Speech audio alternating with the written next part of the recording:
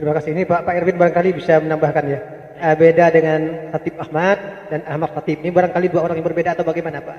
Ya, terima kasih Pak Moderator. Khatib Ahmad dengan Ahmad Khatib itu dua orang yang berbeda.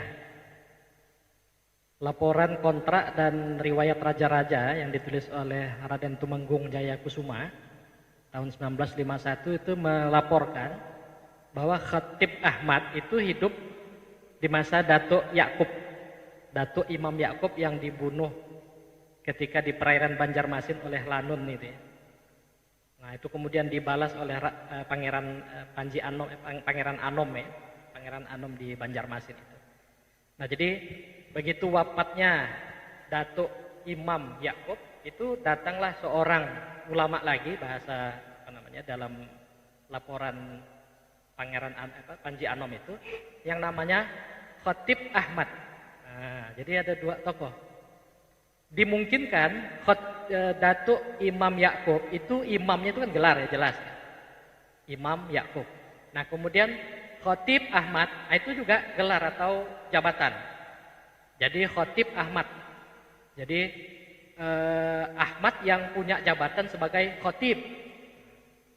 Kalau Yakub yang berkedudukan sebagai imam. Nah, itu jauh sebelum Ahmad Khatib lahir. Nah, oleh karena itu saya kira clear ya. Jadi dua nama dan dari dua tokoh yang juga berbeda. Khatib Ahmad dengan Ahmad Khatib. Nah, kemudian yang kedua tadi persoalan tentang apakah Ahmad Khatib itu didapat setelah beliau menunaikan ibadah haji atau ketika di tanah suci atau bahkan setelah menjadi tokoh ya, atau guru Kamil Al-Mukamil tadi di Tarekat Qadiriyah Naksabandiyah. Nah, saya berkecenderungan begini analoginya. Ahmad dan Muhammad itu kan sebenarnya nama dasar. Contoh tadi Imam Jabir ya, Imam Muhammad Jabir. Jadi Muhammad Jabir itu sudah satu idiom, satu kesatuan. Jadi Muhammad Jabir sama dengan Ahmad. Ahmad Khatib, Ahmad Jailani, Ahmad Baihaqi. Jadi Ahmad dengan Khatib, saya sepakat dengan yang disampaikan Pak Adnan tadi, itu adalah satu kata, satu nama. Sejak di Sambas. Jadi nama itu tidak didapat setelah beliau ke tanah suci. Jadi nama itu sudah melekat pada dirinya. Nama Ahmad Khatib itu sudah ada memang ketika beliau berada di Sambas ya, sebelum berangkat ke tanah suci. Itu yang kedua. Yang ketiga, terkait dengan keberangkatan Ahmad Khatib ini karena motif kebencian kepada penjajah ya, kepada kolonial atau semata-mata untuk menuntut ilmu. Nah, dalam konteks ini sebenarnya kita nggak bisa memilah secara secara tegas. Oh, dia berangkat karena ilmu. Oh, dia berangkat karena merasa negerinya terjajah. Dua-duanya bisa menyatu dalam satu diri. Teorinya psikologi tadi yang disampaikan oleh Pak Bali dan teorinya sosiologi kan. Nah, teori psikologi itu kan mengatakan bahwa seseorang itu sangat ditentukan oleh pembawaan ya kan? Pembawaan dirinya.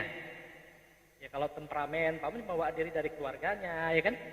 Pembawaan kecenderungan dia itu kan sebenarnya sudah ada sejak beliau umpamanya dibesarkan, dididik di keluarga.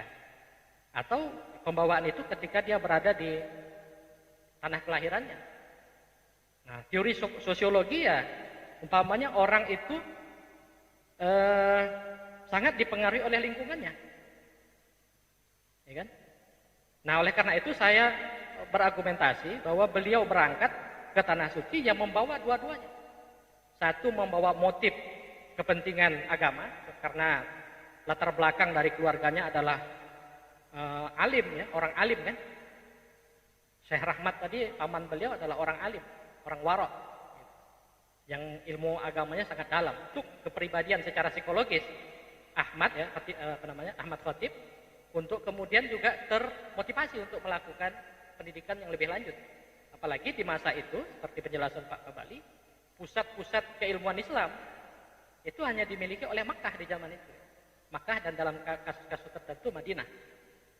Nah, jadi di sisi yang lain ya negerinya yang terjajah itu juga menjadi sesuatu yang memberi corak kepada kepribadian Ahmad Khatib.